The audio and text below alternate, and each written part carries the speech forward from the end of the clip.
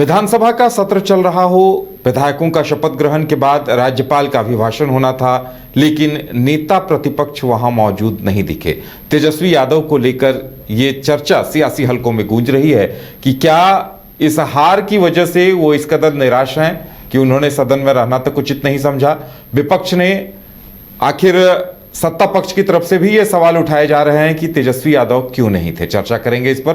रंजन जी, देखिए, ये परंपरा रही है कि जब राज्यपाल का अभिभाषण होता है तो नेता प्रतिपक्ष मौजूद रहते ही हैं जब तक कोई ऐसी कुछ अनिवार्यता ना हो, लेकिन यहां ऐसा नहीं हुआ है और ये सत्ता पक्ष को एक हमले का मौका भी मिल गया।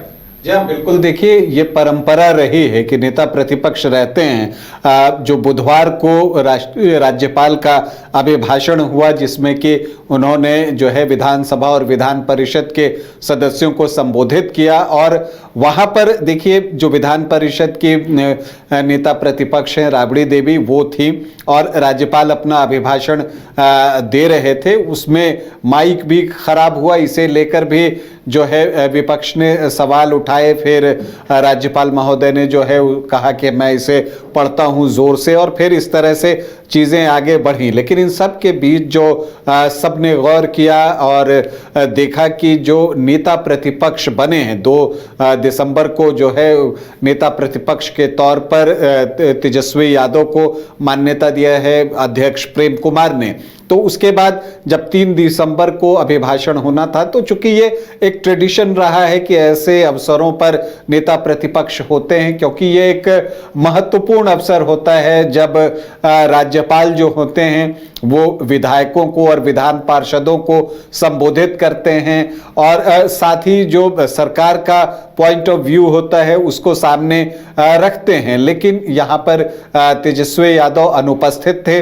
जो सूचना थी, जो सोर्सेस के थ्रू जानकारी है, वो यही है कि वो पटना में नहीं है, वो दिल्ली चले गए थे एक दिन पहले ही, और इस वजह से वो बुधवार को सदन में उपस्थित नहीं रहे। और इसे लेकर जो है सत्ता पक्ष जो है वो नेता प्रतिपक्ष को घेरता हुआ नजर आ रहा है। उनका ये कहना है कि नेता प्रतिपक्ष गंभीर नहीं है इतने महत्वपूर्ण दिवस को, जबकि राज्यपाल जो है विधायकों और विधान पार्षदों को संबोधित कर रहे थे, उस वक्त वो नहीं थे। तो इसका मतलब है कि उनकी गंभीरता नहीं है, उनको सदन से या जनता से कोई मतलब नहीं है। तो ये एक स्वाभाविक बात है कि जब कोई इस तरह का अवसर आता है जहां आपके पास हमला की गुंजाइश हो, तो जो 2 पक्ष होते हैं एक दूसरे पर हमलावर होते ही हैं। तो आज सत्ता पक्ष की तरफ से तेजस्वी यादव के नहीं होने की वजह से घेरने की कोशिश हुई,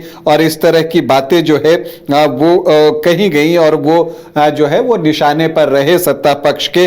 और यहाँ पर जैसे देखिए एक बात आई है कि जो LJPR है उधर से ये कहा गया कि तेजस्वी यादव गंभीर नहीं है, उनको सदन से या जनता से कोई मतलब नहीं है, वो हमेशा गायब रहते हैं, वो अपनी भूमिका अदा नहीं कर पाते।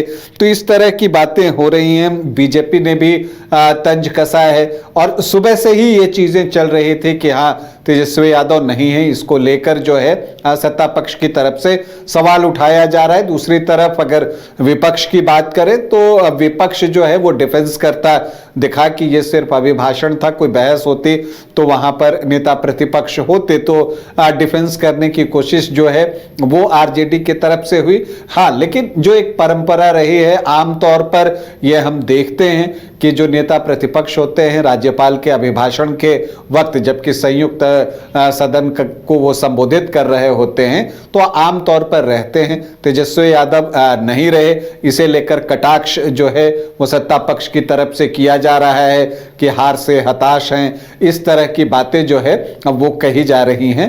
तो आज जो है राज्यपाल ने विधान मंडल के जो दोनों सदन हैं, आपको विधानसभा और विधान परिषद, उनके सदस्यों को संबोधित किया, और सरकार की जो आगे रोड मैप है उसको उनके सामने रखने का कार्य भी किया।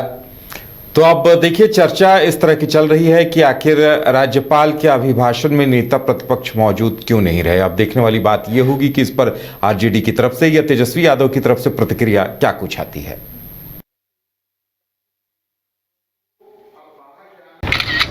अरे कहाँ चले सुबह सुबह? अरे चिंटू इंजीनियर, घर बन रहा है ना, टीएमटी रिबार लेना है। कौन सा? कोई भी सस्ता वाला।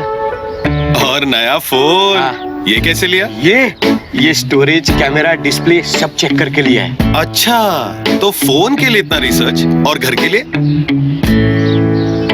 मतलब टाटा स्टील आशियाना पे रिसर्च करोगे तभी पता चलेगा कि टाटा टिस्कॉन 550 SD में है बेहतर ताकत और लचक, जो आपके घर को दे सुरक्षा के साथ सेविंग्स भी। क्या हुआ? पहले रिसर्च करनी है ना।